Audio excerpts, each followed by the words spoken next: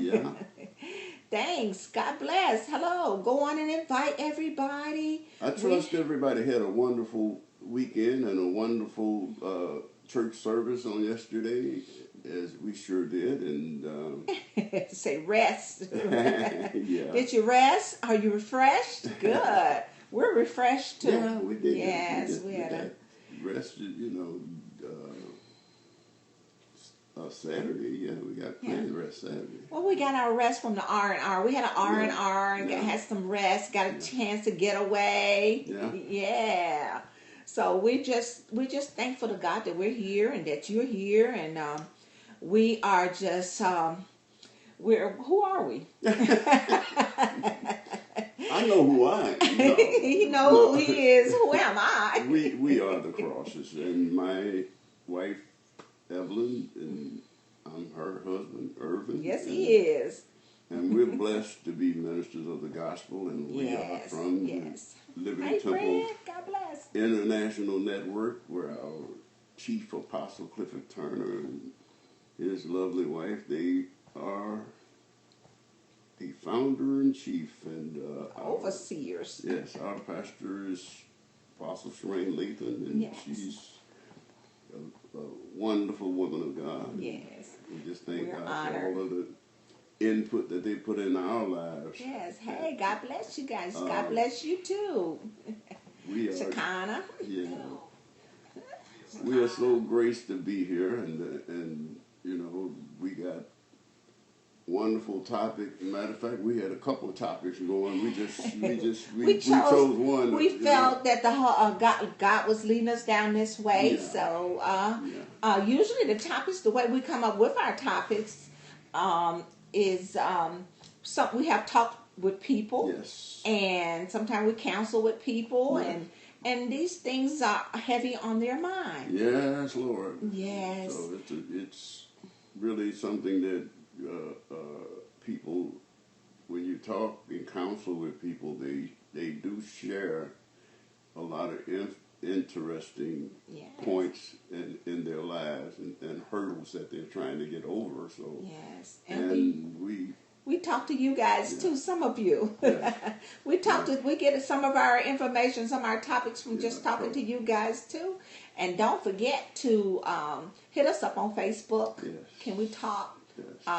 about marriage and the family, or can we talk about dating, marriage, and the family? We have 2 pages there, and you can hit us up and show us something and share with us some of the topics that you would like for us to discuss. And we certainly appreciate your feedback. Exactly. Please feel free. When we don't want to just sit up and do all the talking. Oh, we can do that, but we'd rather not. We do have an expert here. You're right. There's no experts here. Oh. We're both still learning, and we're growing in the Lord, thank God. Yeah, God has been good to us, Yes, because we can truthfully say that we have overcame a lot of things in life, and this is what God has purposed us for, is to, give vent and to share with you, some of the pitfalls that we faced, have overcome, and overcame, and hopefully it'll help you. Yes, because there are some things that in your Christian walk you just may not understand. The Bible talks about first the natural and then the spiritual. There are some things that we have a hard time getting over naturally. Yes. So we want to make sure that that we're here. God brought us here and had us to do this, because believe me, we're not here because we want to be. We're here because we believe God told us to be. And one of the blessings, He's blessed us to flow in a transparency that really, I believe, lend towards, a good outreach to the listener. Exactly. Because when you're not transparent in talking about the things you've been through in life, you leave out too many things. Exactly. When God has delivered you, and He give you a platform to share with other people, because people are looking for real. Absolutely. They're looking for realness, and they are, they have enough people just quoting and telling, and that's all good if that's what God told you to do. But people are looking for for realness. They want to know, have you been there? Yes. Do you know how I feel? Absolutely. So God has brought us on the scene for this purpose. Truth on Praise the God. part, yes. So can we talk? Absolutely. We're talking today. Our subject is the ability or the inability to move on. So this subject came up because a lot of people get stuck in life and things happen. Yes. Bad things happen. The Bible tells us in this world you're going to have some tribulations. Absolutely. You're going to have trouble. Absolutely. And isn't it amazing how we as Christians a lot of time believe once we get saved that everything is going to be roses and it's going to be, there's not going to be any problem because we're walking with God and He's supposed to take care of us. And we're not supposed to go through that. Yeah, that is so far from the truth. That is a myth. Yes. It's a mystery. Yeah. I mean, we are part of our witness, is, our testimony. And how can you have a testimony if to that which you haven't witnessed? Right. So, how can it be a test if you haven't been tested on it? So, and you have, and we thank God for all the ministry and gifts and all the people God has called. We honor them and we thank God for them. Mm-hmm. Okay, I'm going to listen to you guys while I'm frying chicken. Yeah. Okay, tell us about that. Just rub. That's Shekinah. Shekinah, just rub it in our face. Okay, fry the chicken. Okay, and when you finish, bring us the plate. So I know you back in school, so I know your daddy ain't around. That chicken wouldn't have a prayer. Oh, we're not going to talk about daddy right now. Not in the public. I'm going to leave that alone. That's a private joke. That's a private joke. But anyway, we love you, Shekinah, and your family. So we're talking about the ability or inability to move on. There are some reasons why people get stuck, and we're not insensitive to that because we have been stuck. I know I have. Yeah. There's for a period of time, and I was stuck in situations, and we're going to talk about some of the reasons of why you get stuck. And we listed some here. Sometimes divorce. When you have a divorce, sometimes divorce can be so devastating. Yes. I mean, it could really just rock your world, just mess you up. And not only just mess the husband or the wife up, it messes the children up. It can upset the total family. And you get so angry and not understanding why this is happening that you can get stuck. You get stuck on why me. Well, when you say stuck, I mean, okay, you mentioned divorce. Now, how do you get stuck? I mean, in the midst of divorce? If you're in this situation, say for instance, you got a divorce and you have children, or either the spouse, you can get so wrapped up in why me and revenge and bitterness and all of this. This can keep you in a situation and it can traumatize you and it can cause you not to be able to move on. You just released the linchpin. Revenge is a major factor in why people get stuck. Because the need to get even, this is one of the reasons why God stressed, vengeance is mine, whatsoever is right, I will repay. And because He knows that we are in a human situation, and our natural reation is to retaliate. Yeah, retaliate. Yes. You hit me, I'm gonna get you, sucker. Absolutely. So God knew this, and He stressed, to forgive and to move on, because we hinder everything. The most important is our ability to get a prayer through when we don't let things go, forgive and move on. It's easier said than done. This is why we have to really examine ourselves and start learning and practicing how to remove ourselves from all of these equations, because because it really makes it a lot easier when you can take yourself out of the picture. And that's easier said than done. Yes. Because when you're going through a divorce and you're in the middle of a divorce, first of all, you have given your heart to someone, and they have given it back to you, or thrown it back to you, or broken it, shattered it, shattered it in a million pieces, and told you thank you. That is a song. But no thank you. And the person that has given their all and to be rejected like that is no fun. Yeah. Hey, Sierra, it's no fun. And when your heart has been shattered and you are broken, and your heart has been broken, it is no joke. It hurt. It's an ache that can no Aleve or aspirin or any type of pain pill. 800, 200. I don't care how many hundreds. So that's why people resort to drinking and to whatever. They're trying to drugging themselves.